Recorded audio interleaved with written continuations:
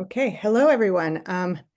Thank you for joining us tonight. I'm Kiki Smith-Archipati. I'm acting director of the Association for Cultural Equity, and I want to thank you all for joining us tonight for another installment of Tradition Talks, our virtual speaker series, which highlights individuals who are approaching cultural heritage documentation in creative and impactful ways.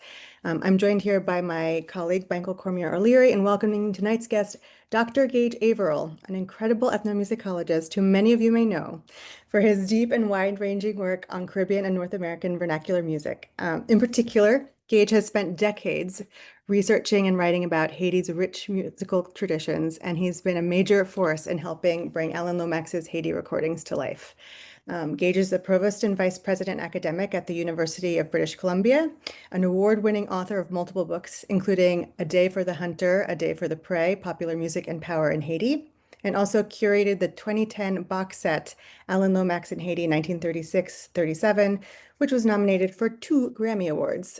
Today's conversation is prompted by the relaunch of the entirety of the 1936-1937 Lomax Haiti recordings on the Lomax Digital Archive.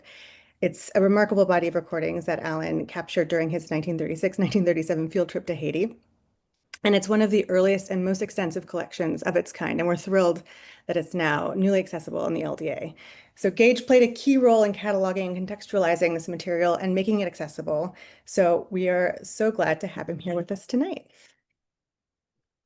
Fantastic. Well, Kiki, thank you for that. And I am delighted to be here. This is as it will become clear through our talk today. I was waiting for the moment for this archive to be accessible in a way that people can start to contribute. Crowd sharing information. And this was a goal from the very first days. And so lovely to be here today, welcoming that collection online. So before we get into the collection, because I know you have so much to say about it, I just wanted to get a little bit of background kind of on you and how you came to the field of ethnomusicology and how you specifically became involved with the Caribbean and Haitian music in general. Yeah, well, I wish this were a simpler story. I was a college dropout from a forestry school in the 1970s, and I was working as a community organizer. I was also learning music and playing in an Irish band, an Irish rebel band, and that gave me the credentials to be hired by a music station to launch a Caribbean, not a Caribbean, excuse me, a world music program called On the Horizon at Madison Station WRT. And from there, I started doing some festival work as well, so organizing some festivals. And when I took a sort of break from community organizing and worked as a tractor driver, I hurt my back very badly. I was trying to drive a school bus after that, and I couldn't. I was kind of desperate, and decided to go back to school. They had an opening for students in August to join the University of Washington, where I just moved. And on that list of options was special education, ethnomusicology. And I thought, well, I'm playing Irish and Latin music, doing world music radio. That sounds like me. I think I could do that. So I signed up. I was an undergraduate student, and I quickly became also the director of the Folk and Traditional Festival in Seattle called the Northwest Folklife Festival. And my wasn't thinking of going on doing anything in graduate school, but my professors got me a bursary to go on from the Mellon Foundation, which required that I teach and become an ethnomusicologist. So I went straight into graduate school. I was playing Latin music at the time. I was taking a long break from Irish music. And I thought I would work in Cuba because that's why I was playing mostly Cuban percussion. But I learned that from the United States, where I lived at the time, you could not visit Cuba. You could only visit illegally and only for a couple of weeks at that. So I thought that's not a very good basis for a dissertation. I played around for a while and I thought back to a recording I heard when I was doing world music radio of a band called Artistes Indépendants, or independent artists from Haiti and the Haitian diaspora. And they did this great number with the guitar imitating bamboo pipes from Haitian rara, the kind of seasonal festival music that precedes Easter. It's very much engaged in voodoo, Haitian voodoo. And I thought that's the craziest stuff I've ever heard. Like I don't know where this music comes from. I didn't get it.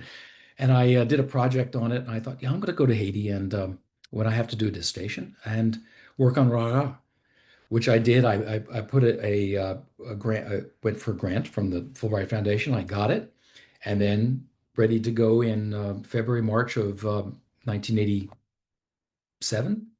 And there was a revolution in Haiti that kicked out the Duvaliers. And mass chaos around the country and a process called déchoucage, or ripping out the dictatorship, was underway. It was kind of violent in places. And they canceled my grant. So I was suspended for a while. And I thought, I talked with a colleague who was doing popular music in Martinique, going to be doing a project on popular music in Martinique and Guadeloupe. And we thought, let me go to Haiti. I'll work on popular music there, compas and other things. You go to Guadeloupe and we'll put some things together over time. And so by accident, I went back first to Miami and then to Haiti to study Haitian popular music. This is, popular music meaning, urban music, recorded music, and spent some time in Miami and went to Haiti in 87, 88, and spent some years there going back and forth between Miami, uh, Haiti, New York, partly in Guadeloupe, and until, worked pretty extensively in Haiti until 86, 96, 97, where I did my first book. But it was only a couple years later that Anna Lomax Wood, who was directing the archive, the ACE, Cultural Equity, uh, Association for Cultural Equity, had contacted me and mentioned that they had found in the Library of Congress, in the Alan Lomax archives there, piles of aluminum discs in cardboard covers from a trip that hardly anyone knew he took to Haiti. And you mentioned it, 1936, 1937. That's like to be the last we use those years. Um, and that we probably had 50 hours of recorded music. I mean, and this is just to give you some sense. This is more than any other collection in Haiti in the history of the country, any other recorded archive on Haiti. And then it had 6 films, journals, pictures, diagrams. It's just a wealth of material in Haiti. Would I be interested in curating some volumes? At that point, they were going out with a series on Rounder records. So I thought this was going to be a series of records on Rounder. And you can imagine that was an invitation to say, hell yes. At that point, I'll just say something about I had moved to NYU to be the chair there. I was going to assume the chair in the next year. So I knew the hours for research were going to be, and travel for research was going to be much more difficult in the years ahead. Um, and I was also really still stumped about how I give back. When I was when I was going to Haiti and Miami, I wrote something for the Miami New Times about Haitian music that they made a cover story.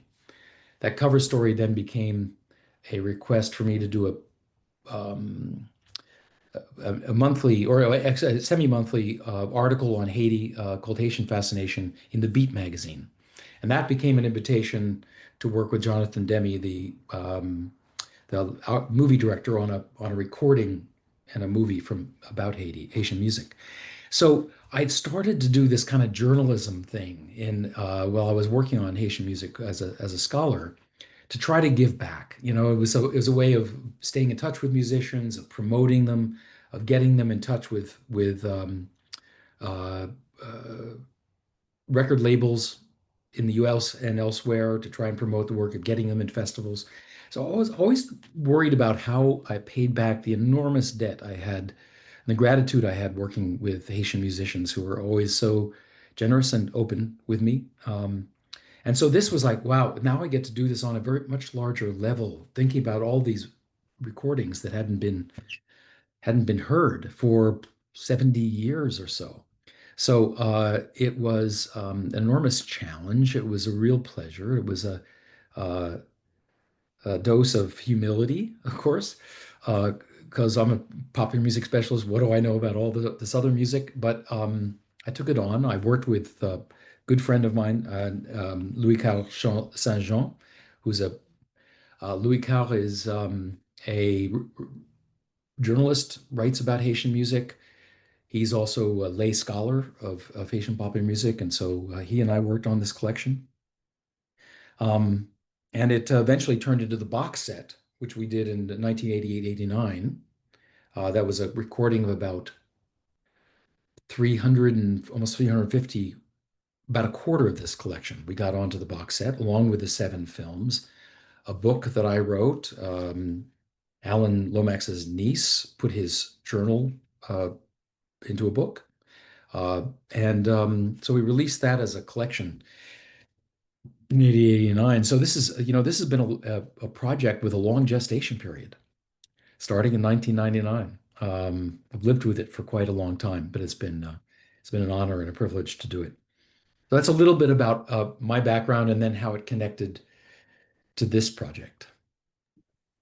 Well, I'm going to have to get that the name of that first recording that really brought you into Haitian music later. But Okay. one thing, just in my, I don't think I actually realized that the Haitian collection was sort of discovered like that. I don't, somehow that part passed me by, and it's just kind of fascinating. I feel at this point we really have a full picture of what is in the Library of Congress and what, Yeah. Alan did. But the fact that it was just sort of lying there to be discovered is such a It was in wonderful. piles. It was in piles. And yeah, I think a couple of you, Matt Barton, who's worked with AC, sound curator, was very involved. Maybe the first person to sort of say, "Hey, what's this?" It was already, I think, Todd Harvey, who worked at the as the curator at the archive of folk music, Yeah. the Alan Lomax collection. I think was aware of it, became aware of it, and then it started this large group that worked with me and with Ace with the over all these years to do this. And then it included the producers of the box set and the sound engineers at it was the Magic Shop in New York, really famous sound engineers, Stephen Rosenthal's shop. It included Heart Records, which produced that box set, David Katznelson's Mhm. group. And we some of those same folks also traveled with me and to and out to and uh, the um, the producers, et cetera, to Haiti and to try and repatriate the box set after about 2000. So yeah, that's been a big combit, as they say in Haiti, like a work group working together on this. I remember there was the sort of uh, not an annotated, compressed, what's the word I'm looking for, version of the diary and the notes that was translated into Haitian Creole that was part of, I don't know if it was that repage. I think it Hmm. was later on because I know I was with the organization and I've only been here for 15 years. Um, Okay. but and I think that Louis Carl did that as well, didn't he? I think he wrote the notes and he translated them to the French Creole or the Haitian Oh Creole. yeah, there was you mean the small volume that came out? Yeah, and I think that That's was right. Yeah. yeah, that was going to be Right. repatriated to the Yeah. radio stations and stuff over in That was Haiti. part of the project to repatriate this Yeah, collection in any way possible. yeah. We having produced it, we started with some sessions in December in New York to introduce this to folks. We planned to go to Haiti soon after. I went to Haiti, or I planned to go to Haiti on January 9th of 2010 to work on the Port-au-Prince Jazz Festival, to help broadcast it to Toronto, where I then worked, and also to get to sort of lay the foundation for the repatriation effort. And right before I was to go, I got a call from my friends at Radio Metropole, the station in Haiti, saying "problem technique," but technical problems. Sorry, Gage, we can't do the connection to. Uh, so I didn't go down, and the next day was the day of the earthquake in Mm. Haiti. So I would have been in Haiti for the earthquake. um, and missed that. But we really thought at that moment that we probably couldn't repatriate this box set. It was not a priority under the circumstances. But then the Green Foundation and the Clinton Foundation got involved. And I remember this sort of uh, iconic meeting that happened with Bill Clinton, where President Bill Clinton, former president, where he said, "Well, this is Haiti's Buena Vista Social Club, and it needs to go to Haiti. We need to have, after the earthquake, he was very involved in Haiti and felt that they needed reminders of the, of cultural strength, cultural richness, to deal with all the things that had happened in the country. And so we went back to Haiti in April and right through to June. April and June, I think, to hold uh, sessions. We had a big party for cultural folks at the Café des Arts, the Café of Arts in Pétionville. We went out. We were part of a presentation that was going around the country in parks and in tent cities. We took it out to Leogan for one of those presentations. I met with voodoo priests. We had a voodoo ceremony to welcome it to Leogan and Cafu de Fort. So we had this. It was quite a remarkable reception to this in Haiti, but that was just the start. We produced that set for radio, a small set, and I did an article on the repatriation effort. And this is, to my thinking, this is the culmination of that because this is what will allow people. Not the box set is impossible to get in Haiti. It's impossible to get in North America unless you find it somewhere on the web. It's sold out quickly. I believe that we are in negotiations to produce um, new version of it. So I hope it will be back in circulation soon. But when the boxes we left in Haiti, I'm sure were gone very quickly.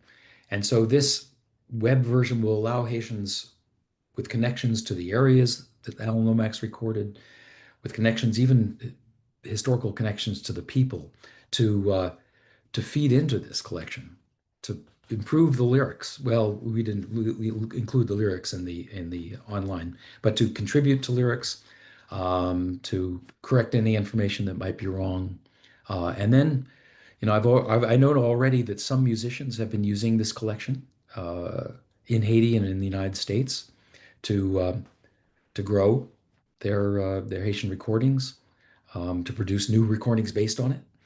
I know Vodou priests who were listening to the music to incorporate some of the songs back into ceremonies. So it is having a kind of effect in Haiti that we wanted it to have all along, which was, this is music, this is your historical music, right? This is a pretty good sampling from a period 670 years ago, of things that largely are lost in Haiti. Yeah, I'm very excited to see what comes of this sort of not excessive, but just this tidal wave of music that's now been unleashed on people. Yeah. Because I mean, how many hours did you say was it's It was 500 hours. 500? Yes, So I mean, anyone who's listening to the show, get ready. Put seven or you eight have hours a you have the day. next year ahead of you. You're good to go. We don't have, I have yet to put up the video footage, which I will do shortly. But that's also just sort of fascinating as well. It's just such I mean, it was 1936, 1937. It wasn't great quality video, but just the fact that it was even done is just spectacular. It's Um, not great quality for the most part. More people, not great quality sound recordings. They were, and the reason. Let me back up a little bit on that, if you don't mind, because I think the reason that this archive didn't have the effect that it might have had otherwise is that Alan, when he got back to the States, didn't do anything with it. He listened again. He became increasingly disgruntled with the sound quality. And in the meantime, people who were in Haiti at the same time as him, or just in and around, published on Haiti. And Melville Herskovitz, the uh, uh, anthropologist at Northwestern, who had given Alan a chapter before he went and gave him some of his contacts. He published his big book on Haiti, Life in Haitian Valley in 37. Harold Corlander, who was in Haiti at the same time as Alan, they don't mention each other, but they were there in the same hotels. Um, he produced a book with sound, and later reproduced sound recordings. Not very good and not very extensive. But that book became a sort of manual for music in Haiti that was Haiti singing, I think. And uh, two of the African American artists who were in Haiti at the same time, Zora Neale Hurston, who was Alan's friend and who helped to bring him to Haiti, and who worked with him for a number of weeks. She later wrote a book about her experiences in Haiti. Catherine Dunham did the same, the dancer who actually preceded Zora Neale Hurston by a month or two. They went to some of the same places that Alan went. They all had the same list of contacts. And so actually the Lomax collection is a great sound accompaniment to both the books by Zora Neale Hurston um, and um, and uh, uh, and Catherine Dunham. Um, but I think Alan saw all this material coming forward on Haiti and got involved in a number of other things and just didn't think the sound was going to cut it with American audiences. Um, and so didn't do anything with it. He wrote one article in the Southern Quarterly, I think, about his trip to Okai in the South during a week when he didn't have any records. He didn't have any record blank discs to record on. But that's about all he published. And so nothing of his experience, and it was the most, I mean, this is the most extensive collection on Haiti. I mentioned that earlier in history. It just never got out. And so part of that is doing the sound recording. So in 99 and 2000, they went through these recordings one by one, put them on. I participated in this. We recorded them in the Library of Congress with different styluses onto a digital tape, and they improved the quality then. And then later, when we were getting the box set ready, there was another quality sweep to dehiss, declick, um, edit the recordings to make that box set sound as good as possible. But this is pretty raw when it comes down to Mhm. it. Nonetheless, it's like just extraordinary stuff on these recordings. I'm still in awe of what he was able to do, despite a lot of very difficult times in Haiti. And if I could just go on that for just a minute. Please. Um, he landed in Haiti. He didn't speak Creole. He spoke some French. So that was fine with the elite in Haiti, whom he didn't like much, by the way. He was a very, working class focused, a people's kind of a guy. He Yeah. wanted to meet the people in Haiti. He didn't want to be shepherded around by well-meaning elite artists and politicians. So, but once he was out with the rest of the population, generally they didn't speak any French, very little English. He did create a relationship with a gentleman named Revoli Polinis, who became his assistant for recording and helped him live and move around Haiti. Um, but he was very dependent on sort of bad Creole, and he uh, he was very interested in recording Vodou ceremonies, Vodou songs, the African Caribbean religion in Haiti. Um, but they voodoo ceremonies were prohibited. I don't think he knew that before he got there. But the journalists who had written about Haiti during the American occupation, just the previous decade, had inflamed sentiments in Haiti against the sensationalism of what they saw as sensational treatment of voodoo and of possession in ceremonies and of ritual sacrifice, animal sacrifice. And so the Haitian government, trying to preserve its reputation globally, created anti-superstition laws, meaning you could not have a voodoo ceremony, you could not sacrifice to animals, and you could not go into possession. Now there are ways around this, and Alan found those ways around. They could have dances. Well, at your dance, you could play drums, of course, voodoo drums, and you could sing songs to the voodoo deities, the Loa, the Ange or the Zange or the Loa. And but you couldn't go into possession and you couldn't sacrifice. However, if you're out in the countryside and you want to sacrifice animals, you just pay off the police. It's like one per animal. And then you can do it. So he found that all of Haiti was ruled by corruption at the time, and he could have these events, and he could go out in the countryside and find them. So, but he had to fight against that. His wife was coming in, I think, beginning of February. Well, his fiancée Elizabeth was going to join him in the beginning of February, and he wanted to get married because he found he couldn't travel with her around the country unless they were married. And you couldn't get a marriage license if you were under 25. You had to wait like an extraordinary period of time. So he had to go to the president to get that. And as soon as he did, he went up to Plaisance to join the student of Herskovitz, the anthropologist, and got terribly sick, he and his wife, and had a terrible month in Plaisance.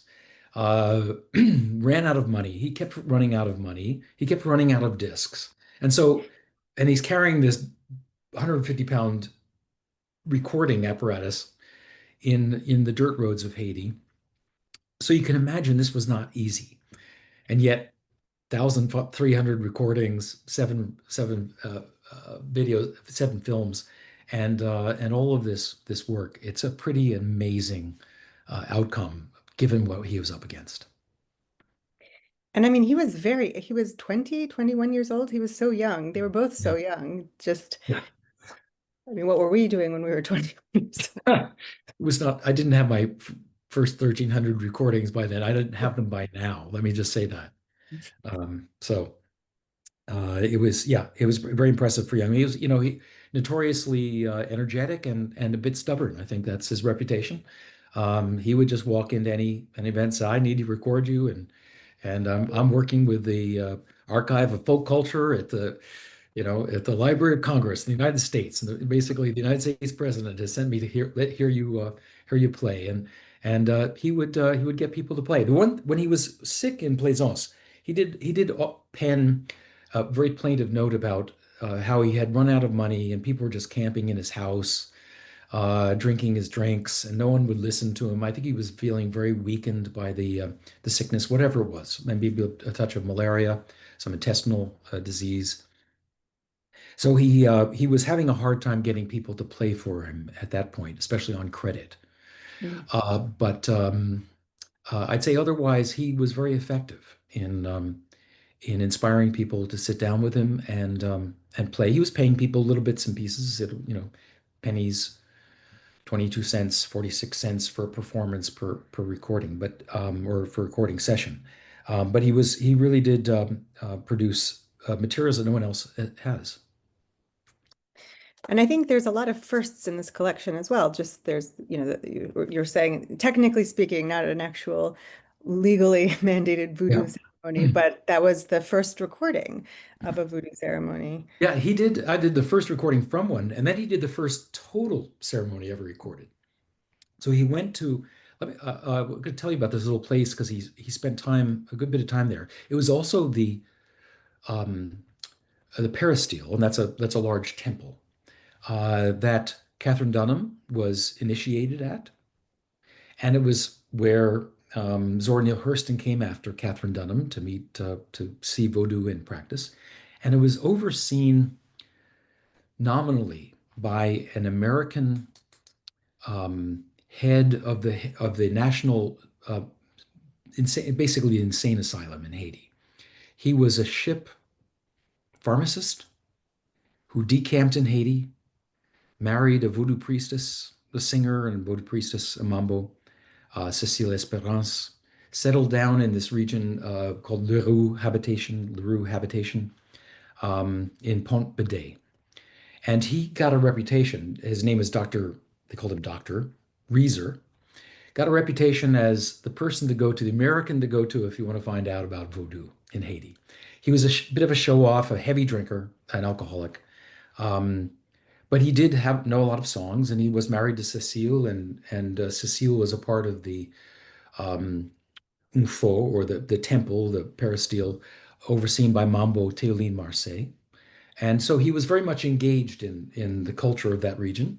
And Alan went to see him and recorded him and then recorded Cécile Esperance and Mambo Télin singing songs. De Grasse, there was another woman named De Grasse there. And then they had a ceremony called Breaking the Cake, um, where there was a ceremonial cake to be eaten, broken and eaten on Saturday. And he recorded all of Friday night, where they have the dance before the ceremony.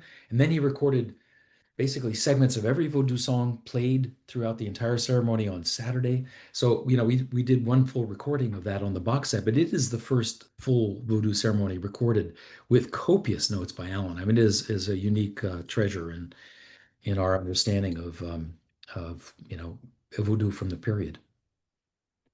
And he did another ceremony out in Cafu de Fort near Léogâne in the south region along the road in the south. And he did two recordings there, one of a Rada ceremony, which is a ceremony based more on the West African cultural prototypes from Dahomey and the Yoruba and the Ewe. And then another ceremony that was clearly a Petro Congo ceremony with the gods and the language and drumming and songs from the Congo region in the central Africa. So he gave us a contrast of those types Mm. of recordings, and then recorded a lot of these little societies that were essentially Vodou societies, but they might be devoted to work or to socialization. And these little societies, I believe, have all disappeared. There's very few of them now in Haiti. Société Bumba, Société des Real. And we get these little windows into small community, you know, rituals and small community celebrations.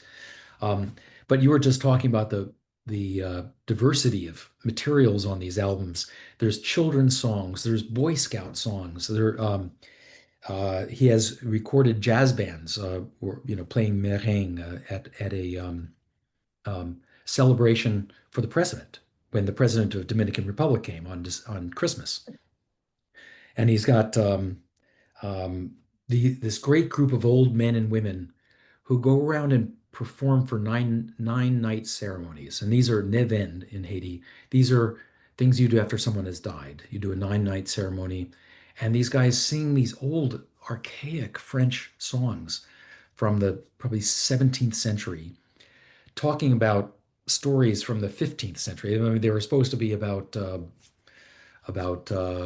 medieval life and kings and queens, and this repertoire is amazing. It's in broken French, Old French, and Creole, and sung in a different style, a very nasally, plaintive style by these old folks. He's got contradances, people playing fiddles and drums for figure dances, like square dances. Um, and he'd even recorded Zora Neale Hurston. He recorded a classical pianist. There's a kind of diversity of things you can't hear anywhere else about Haiti. Also, lots of things like um, songs from Carnival, songs from Rara season right after Carnival, where we have a great deal of in Haiti right now, but then you're hearing them what it was like in 1936. Uh, these little bands called Tiban or Bangrin Siwel, which a Gwen Siwel means like the meat of a nut in Haiti. It's a kind of a Mm. sour fruit. And these are rustic bands out on the street with a plucked lamellophone. And this is a box you sit on and you play the tongues. And then you have a banjo or a banza or a guitar and some percussion. These bands were all over, and they're still in Haiti, but you can hear them in the 1930s and the songs they sang. So it's a kind of a great dizzying kind of virtuous set of musics. What I didn't put out on the original box set at all, because I didn't think people could listen to it, were the stories. So all throughout Haiti, still to this day, you will hear old storytellers, parents telling contes. These are just traditional stories, Mm. and many of them are contes chantés, or in other words, they're stories with songs in them. And as you're telling this to a group of people, you usually start by saying crick, and then the audience says crack. Now you've got your attention. You can launch into the story, and when you want to grab them again, you go into the chorus of the song, and people sing along with it. And so I just didn't think when we did the box set that there was an audience that could listen in Creole to these stories for, for a long bit of time. So we didn't include them. They're up, going up on the web. And Mhm. so definitely, if you want to hear this, these old contes chantés and contes from Haiti, they're on the set as well. They're in the archive. And I was going to ask you, and it sounds like there's a lot of these specific traditions or genres that are still being, from your experience, still being performed in some form or another in Haiti. But were there any that you sort of, that came as a, like, I've never heard this before, I don't know what this is, I don't know, was anything completely non-extant to, contemporary Haitian? Yeah, well, the one definitely. And I'd say the most bizarre for me were those old romance songs by that group of the singers called Louis and His Men. Louis Sissom or Acism, whatever, however I didn't know if they did it in Creole or French. Um, but Alan called him Louis and His Men. And, I couldn't understand the Creole on these. Louis Carl Saint-Jean couldn't understand a lot of it.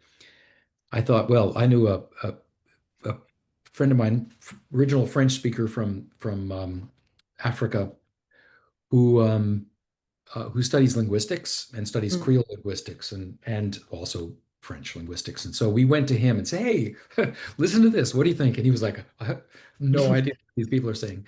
Uh, and they drone on. It's partly the singing technique, is that nasally singing technique, and they're singing in sort of in unison, but it's a heterophonic unison, as musicologists would say. It's people wandering like that, and a lead singer will pick it up, and everyone will join in, and they'll end on these long, drawn out vowels. And it's very hard to hear. And so that music, especially with all that references to damsels in distress and knights put into prison by evil kings, the idea that archaic French tradition survived in Haiti 200 years after the Haitian Revolution when they kicked out the French Mm. with no other intercession kind of blew my little mind. The and I think the maypole songs, we heard a couple of people singing maypole songs. I don't think that's been done in Haiti for quite a long time. Um, Contra dances are almost not heard. A student of mine found some out in Okai still Mm. being performed, but they are. And I actually, well, I take that back. I was up in the Gonaive for a 7-day voodoo ceremony, and uh, there was a whole day of contra dances. So they are still done, but they're rare, uh, and then of course I'd never heard Boy Scout songs, and many of these French children's songs performed. Uh, we did a whole record. Alan really wanted to record good singers. And so he'd bring little singers, and even if it was completely out of the usual ritual context, he'd have them sing voodoo songs and others. And the best of all these was a woman named Francilia, who Mm. he hired to keep house for him and Elizabeth when they had gone back to Leogun. Uh, and she was a brilliant singer, and there's a whole album on that box set of just her. Because we could have gone two or three more albums. I mean, it was And you've got a incredible. lot of material. Got a lot of material, and the some of those songs were really it's just strikingly beautiful to me. I still have them, ringing in my ears. So I think partly, when often you hear recorded music musicians who do kind of folkloric work doing historical songs, they pick a very small corpus. Mm. And a lot of these songs were sung by folklore musicians in the 40s and 50s, and then they made it on their way onto jazz recordings. And so, but this extraordinary, extent of the thousands of recordings that were with a little repetition, but not that much, in Haiti at the time is pretty mind blowing. Um, so yeah, I think hearing all those Glenn Sewell songs by the Little T Band, the little bands, th all of this was really unique and fun, and one was challenging for me, often challenging. I'd love to see them make a revival. It sounds great. Yeah, no, Maybe we'll now they can. yeah, no. And there was an American artist, Layla McCalla, who was from Haiti. Her parents are both from Haiti, who was a part of that project with Rhiannon Giddens, Carolina Chocolate Drops, and she did Hmm. an album, actually one album with the title of my first book, based on that. And then um, later was asking about these songs. I think she's working with these songs in performance and was thinking of putting something out with the Francilia songs. Hmm. And a group down in Jacmel, La Coup Musique, was also looking into doing an album or part of an album of the songs that Francilia sings on this. So it's being, it's being courted. People are looking at it, listening, and I think this having all of this up on the web is going to be supercharge that process. Yeah, I hope so. Yeah, me too. So we're coming up a little bit close to 8. I know Michael has a couple of questions for you, and then Yeah, if great. anyone else wanted to, and then we have a pre-asked question. But if anyone from the audience would like to ask something, you can either chat it out or you raise your hand and we'll put you on camera to say You hi don't to. have to though. You don't have to, but if you want to say hi. Anyway, Michael, if you want to jump in. Uh, Thanks so much, Gage. Yeah. Um, you've already alluded to sort of the vast diversity represented in the collection, but for someone totally new to the material, where would you recommend starting? Um, Oh, okay. and both, yeah, I mean, because there's just so many different branches of the culture represented. Yeah, where would you point someone? And also, are there recordings that you specifically, you know, feel still have resonance for all these years later? Wow. Yeah. Um, there's a lot. I mean, and I remember once we put out a little sampler, maybe 5 or 6 songs. I might maybe reiterate a few of those because they did sort of represent some that I was thinking of that would have a quick resonance. Uh, Certainly I'm a popular music specialist, and so hearing that jazz band that he recorded doing merengue and jazz in Haiti, generally written in Creole as DJAZ jazz, came to mean just a band, right after American jazz came to Haiti in the 30s. Um, this band was called Surprise Jazz, and he recorded about 9, 10, 11 songs. Uh, there's the first one that we started out with the album with is a great one. It's Messi Papa Vincent because they're playing for uh, Vincent Stenio, who was the Stenio Vincent, who was the he was the president of Haiti at the time. And so they did a tribute piece, which I think it was making the rounds in the country, but they felt they had to play it. They also did one in favor, in honor of President Trujillo, who was visiting. But that Messi Papa Vincent was being played all throughout Haiti, and Alan picked it up in a number of bands. And it's a great recording of to hear what an urban dance band sounded like in 1936. And I understand there were recordings made in 39 at a studio, but no one has heard them. There was one available recording, which I didn't get to buy, from 1949-50 in Haiti.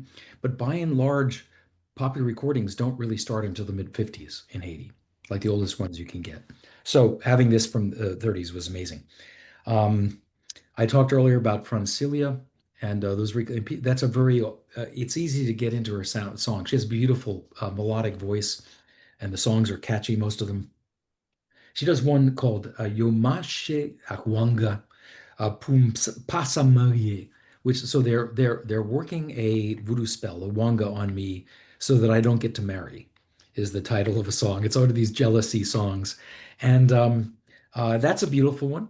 You can find that up on the collection. And then maybe if you go to some of the children's songs, which are just so lovely, I might even recommend the Boy Scout troop of Plaisance singing La Crocodile, which is a French song. I mean, it was not a French song. I think it was maybe originally came from Belgium, but or any of those, or something like a Mademoiselle qui mange kalaloo, the woman who's eating stew, kalaloo stew. Those are great kids songs, just to get a little entry into the collection. There's just otherwise so many. Some Yeah, it's a great treat. songs, by the way, too. Yeah. Yeah, I mean, that just leads me to another question. I mean, you've spent a lot of time with the collection in its entirety, but what do you hope listeners take away from these recordings who can now listen to more than just a box set, can listen to, all the Yeah. stories you brought up? And what do you hope people take away from the whole collection? Well, one of one of the things that's inspired my trajectory of my entire career is a kind of awe of Asian cultural creativity. It's uh, it's represented. It's just a reasonably small country of 10 million or so. Many of whom who migrated, externally, you mean over the water, over these years, um, and during periods of pretty significant cultural social disruption, right, over decades and decades and decades. And yet, popular musicians release albums for Carnival, for Christmas, for summer, 40, 50, 60, 70 a year. um, there's this trove of traditional music, some from Europe, some from a lot from Africa, a lot created in Haiti over the time in religious and social ceremonies, old popular songs. It's just extraordinary the depth and richness of that culture uh, and the diversity. And I use diversity a lot here today, but even in attitudes, from elite musics to really peasant and working class musics to music, that moves back and forth to the urban area. Also, so I would first want people to get a sense from that, like just just let it wash over you. You talked about the tide or something earlier, Kiki, but let those wash over you. Secondly, I think there's a lot in here that is really humorous. I would love for people to be able to pick up, certainly on the box set, we talk about that a lot. The humor, it's sometimes especially on the working class and peasant songs, a kind of body sexualized humor.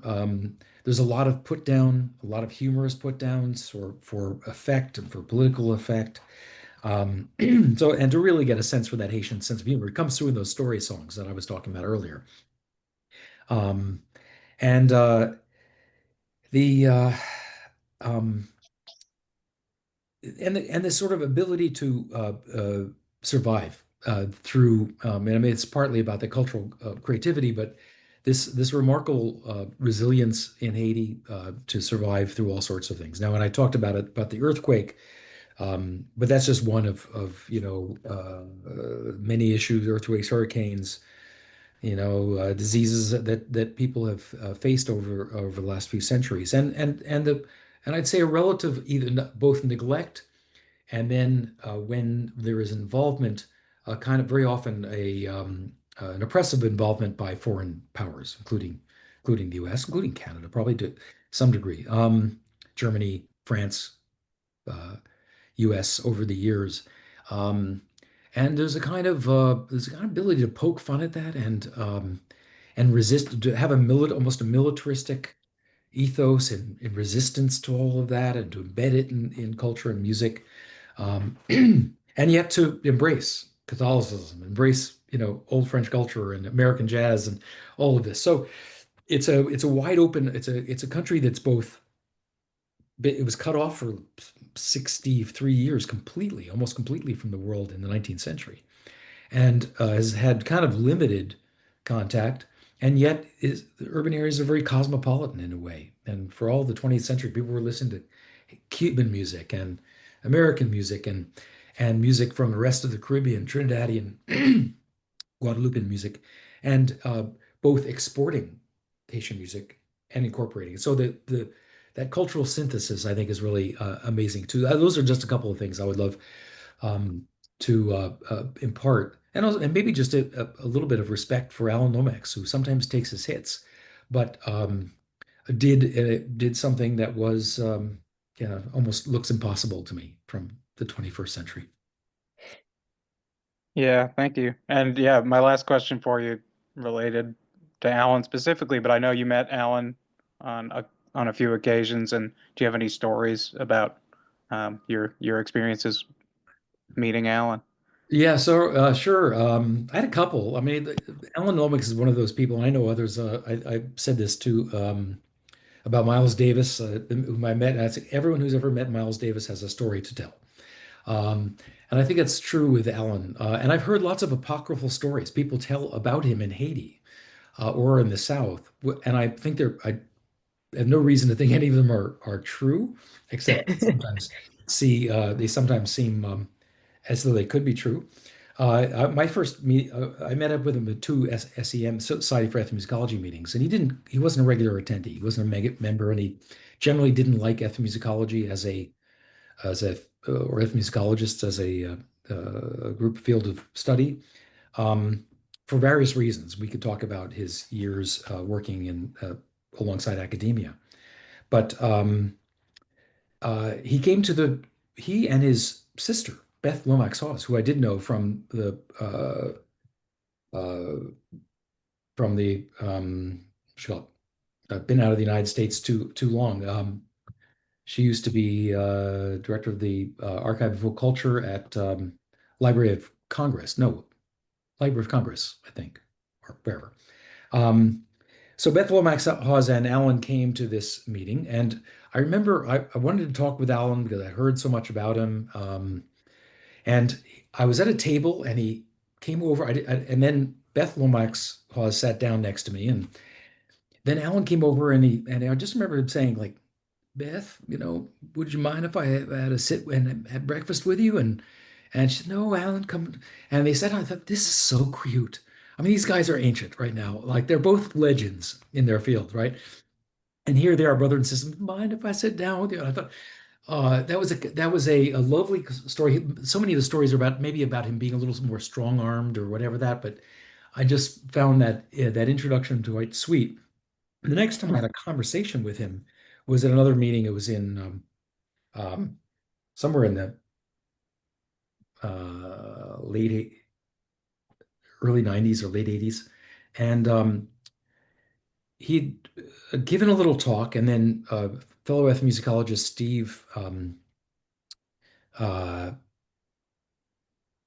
Stephen, let's come to me in a second. And a couple of ethnomusicologists very interested in work got together, and this big argument about, the usual argument about his study of cantometrics, and Alan Alan had a tendency to go to tell stories that reflected well on him. Let me put it that way, right? And to insert himself into a delight. So he did do a lot of that. When I was there and I did this and I did, yeah, and I just got a sense for the for a bit of ego, and so that sort of mix of that lovely little interaction with him, with his sister, that sort of inserting him really aggressively himself, really aggressively into the story of ethnomusicology and the history of world music, and then through this weird relationship I had with him through this whole time, like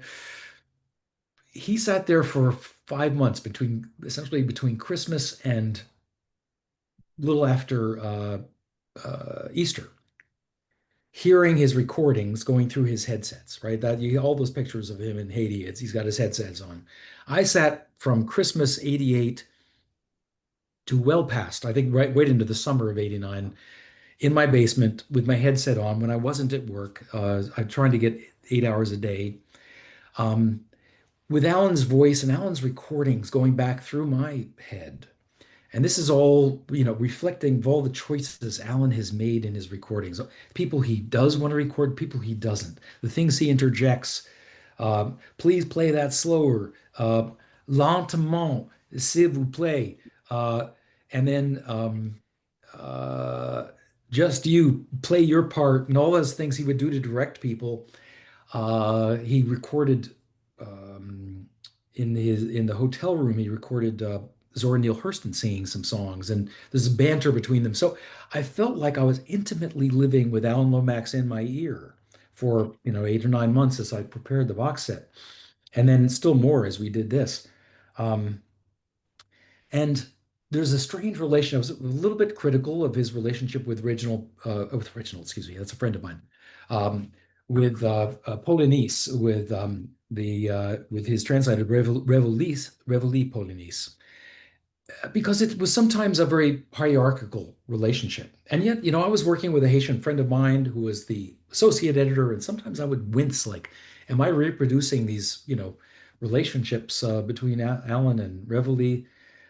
So I had to, I sat with Alan for, I've worked on this collection off and on, 20, no, it's 35 years. Oh my God.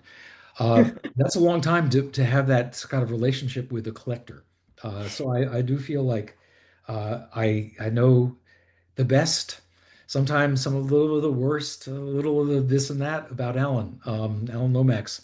But it has been extraordinary. I mean, again, I'm sure you've sensed that I am always impressed with the work and with the spirit, the politics in which he did this. It may not always stand up to contemporary view of how we do things, how we might best do them. But he wanted to make voices heard that were not heard, right? He wanted to take people, we would look at it on the periphery, on the margins, and bring them into the center and made sure that they had a voice and a role. And I think that's still an enviable goal. Yeah, absolutely. Okay, and then I have one question for you. Great. This is from Elton. In light of the current political and social challenges in Haiti, how much is the artistic legacy at risk? Oh, yeah. Well, that's this is not an optimistic moment to end our talk today. Uh, the last I talked was really about the period of the earthquake when Haiti certainly, as I mentioned, Bill Clinton mentioning, it had lost a good bit of its cultural heritage. The three most recognizable buildings in Haiti, the palace, the Episcopal church with the paintings, the indigenous paintings on them, and the indigeniste paintings, and the Catholic cathedral all fell down. Galleries fell down, taking the artwork within them. Museums, uh, many of the universities in Haiti also fell down during the earthquake. Uh, Musicians couldn't perform for a while, and then many of them did never had the same living that they had beforehand. The halls were trashed or else not open for a long time. Since then, there was a rebuilding of Haiti of sorts in the years that followed under President Michel Martelly. Was a musician, formerly known as Sweet Mickey as a musician, and even into the Jovenel Moise period. But there was a great deal of corruption in the country at this time, things were drifting out of political control. By the time that Moise was assassinated, they had no vice president. There was hardly any judges, the Supreme Court judges left in Haiti to serve, and there was no basically no Senate and no president of the Senate. So the country was adrift and has been, with a transitional presidential council ever since. So, and in that vacuum, the gangs that started to arise in the early 1990s, working drug transshipments and stuff and building their arsenals of guns, have largely taken over segments of the country. I mean, anyone who pays attention to Haiti knows this. It's not a secret. The government controls pockets of Haiti, and there's a foreign um, military from Kenya supporting them. But without much control, Haiti's very, very difficult to visit, dangerous to visit. They're basically a warlord kind of situation. So yeah, so in this period especially, but I would even go back to Deschukage. This is the ripping up of the Duvaliers, when there was a lot of damage to cultural collections and certainly those in private holdings as rich homes were looted. Um, the ability for musicians to make a living, the ability for radio stations to broadcast without I mean they have to go on generators. There's not reliable electricity. The ability to have a festival. They're going to try to do the Port-au-Prince Jazz Festival this year. I don't know how. People can barely get into the country and visit. Um, all of the infrastructure that supports the arts, whether it's music or visual arts, it's really in abeyance right now. And Haiti and I'll just say this, the American government is about to end the ability to stay in the country for hundreds of thousands of Haitians, sending them back to this situation. People have been leaving the country however they can. The heroic sort of marches up through Central America from Brazil that people were undertaking. It has been rough, rough, rough ride for Haiti and for Haitians. People persist in trying to do things, but it is also often helpful to have some of this art, some copies, and like this kind of collection outside the country with the ability to access it because of those difficulties in Haiti. Anyone who is involved in Haiti, it is like a constant heartbreak these days. But yeah, thank you for that. Thank you for that question. It does get back to one of the reasons why I believe so strongly in getting the collection up on the web where everyone can listen to it. I hope Haitians tune in, access it. Haitians, whether whether in the abroad or in Haiti. Let us know what you think, comment on it, share it, and we hope this brings some joy and comfort. I think that's a very nice and positive sentiment to end on rather than too grim. But does anyone have anything they would like to say or any more questions? If I don't see from you, I will assume it's a no. I think everyone's staying quiet now. Okay. Well, thank you so much, Gage. This was a delight. It was a delight to talk about all this stuff with you. Um, and I feel like even though I am nowhere near as familiar with the collection as you are, even though I have been exploring it quite a bit, I think you've given us some sort of starting points and sort of different perspectives on where to begin. Great. And I do hope the box set will be out again, and that combination will be powerful and have some long legs. Yeah. Thank you for everyone who turned in. Really good to see some names there, and I think you might also have this available as a podcast. Is that? Yes. Well, there will be a podcast with some selections from here, but we will have this available on YouTube as well. So if you missed some of it or wanted to share it, that'll be coming at you in about a week or so. Great. So look out for that. Super. Well, thanks a lot. All right. Thank you, everyone. Kembe FM.